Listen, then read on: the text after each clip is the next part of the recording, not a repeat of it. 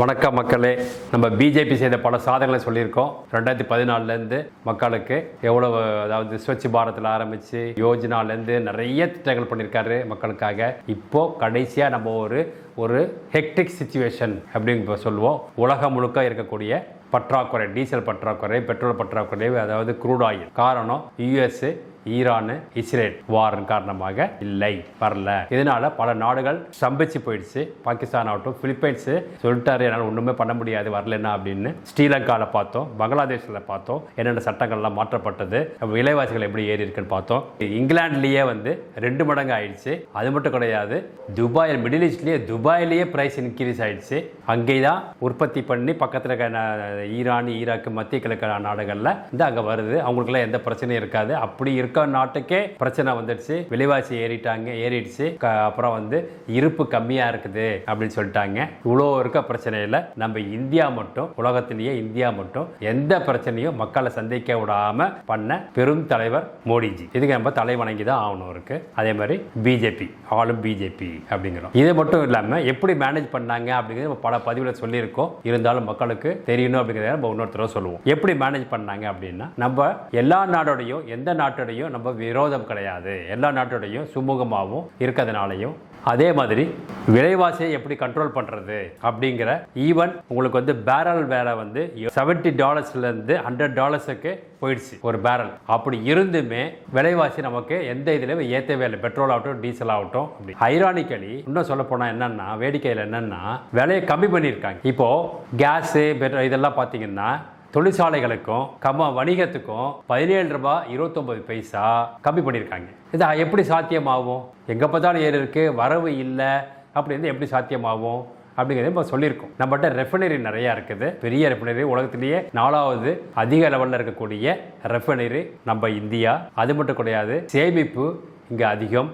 அது மட்டும் கிடையாது, அதில் க்ரூட் ஆயிலேருந்து தேவையான பெட்ரோலையும் டீசலையும் எடுத்த பிறகு அதில் வரக்கூடிய கழிவுப் பொருளை தான் நாப்தலி, அதுக்கப்புறம் மற்ற பெட்ரோலியம் ப்ராடக்ட் இருக்குது. அதை நம்ம எக்ஸ்போர்ட் பண்ணுறோம். அந்த எக்ஸ்போர்ட்டில் நம்ம கொஞ்சம் விலையை இன்க்ரீஸ் பண்ணதுனால நமக்கு அதில் வருமானம் வருது. அதனால் அதை பேஸ் பண்ணி நமக்கு விலையத்தில். அதோட முக்கியமானது என்ன அப்படின்னு சொன்னால், இந்த பெட்ரோலியம் ப்ராடக்ட்டுக்கான, ஏன்னா இது ஜிஎஸ்டியில் வராது, இதற்காக இன்னமும் எக்ஸைஸ் டியூட்டியில் தான் இருக்குது. இதுவும் நம்ம முன்னாடி சொல்லியிருக்கோம். லிக்யூர், சாராயமும் இந்த பெட்ரோலியம் ப்ராடக்ட்டும் ஜிஎஸ்டியில் இன்னும் வரலை. ஜிஎஸ்டியில் பெட்ரோலியம் ப்ராடக்டை கொண்டு வரத்துக்கு மத்திய அரசாங்கம் தயாராக இருக்கு, பெட்ரோல், டீசல் எல்லாமே. பட் பல மாநில அரசுகள் இதை ஒத்துக்கல. முக்கியமாக நம்ம தமிழ்நாடு இதை ஒத்துக்க மாட்டேன் அப்படின்ட்டாங்க. எங்களுக்கு வருமானம் கம்மி ஆயிடும் அப்படின்னு. மக்கள் சேவை பற்றி அவங்களுக்கு கவலை கிடையாது, அவங்க சம்பாதிக்கிறது கம்மி ஆயிடும் அப்படிங்கிறது தான். அதுவும் மட்டும் கிடையாது, நம்ம போன பதிவில் சொன்னோம், இந்த 5 ஆண்டுல வரி ஏறினது 1 லட்சம் கோடி அதிகமாக வந்திருக்குது. அதே மாதிரி கடனும் 5 லட்சம் கோடி அதிகமாக்கிட்டாங்க. ஸோ ஒரு அரசாங்கம் எப்படி நடத்தணும் அப்படிங்கிற தெரியாத ஒரு கட்சி இங்கே இருக்கிறதுனால, அதே மாதிரி தான் குடும்பம் தான் முக்கியம் அப்படிங்கிறதுனாலையும் இந்த விலைவாசியை கண்ட்ரோல் பண்ண தெரியவில்லை. மத்திய அரசாங்கம் நம்ம சொன்ன மாதிரி நம்மகிட்ட இருப்பு, வரவு எல்லாத்தையும் சமநிலை பண்ணிடுச்சு.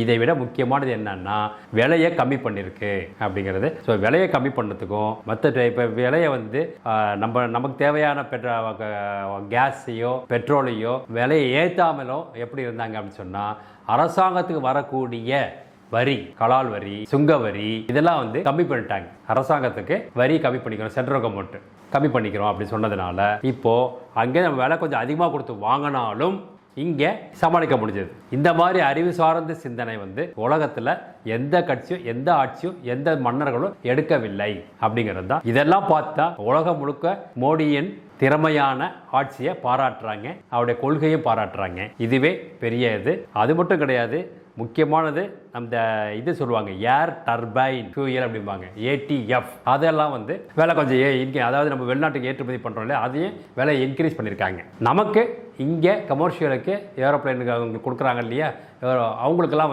விலை ஏற்றலை. ஏன்னா அங்கே ஏற்றுனாங்கன்னா நம்ம ஏர் ஃப்ரைட்டு அதிகமாகும், ப்ரைஸ் அதிகமாகும் அப்படின்னு. அதனால் நாமினலாக ஏறி இருக்க தவிர பெரிய லெவலில் $300 $400 ஃப்ளைட் சார்ஜ் ஏறிக்க தவிர பெரிய லெவலில் ஏறலை. இதையெல்லாம் கட்டுப்படுத்தி மக்களை எந்த ஒரு அசாதாரண சூழ்நிலைக்கும் கொண்டு போகாம பண்ணது பெரிய விஷயம். உலகத்தில் வேற எங்கேயுமே நடக்காத விஷயம். மத்திய கிழக்கிலேயே அது நடக்கல, இங்க நடத்தி காமிச்சிருக்காரு.